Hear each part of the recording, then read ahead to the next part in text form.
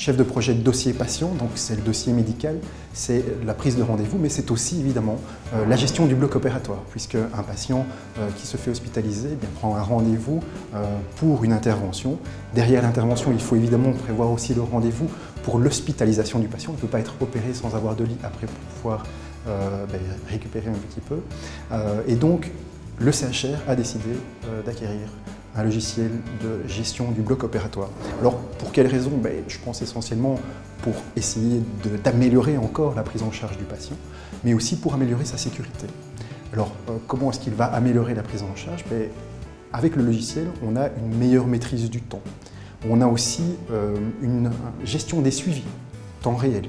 Le patient est attendu, il est arrivé, l'intervention a démarré, c'est terminé, il est en salle de réveil. On peut suivre comme ça toutes les étapes de l'intervention. Il permet aussi évidemment un accès contextuel à toute l'information connue pour le patient et qui sont nécessaires pour les différents intervenants de la prise en charge au niveau du bloc opératoire. Ça peut être pour le chirurgien, ça peut être aussi pour l'anesthésiste et tout autre intervenant qui aurait besoin d'informations pour prendre en charge le patient le mieux possible au bloc opératoire. Alors, comment est-ce qu'on va pouvoir affiner un petit peu les processus? Grâce justement à toute cette maîtrise du temps, cette gestion des différents temps opératoires qui vont être collectés, archivés, mis en historique.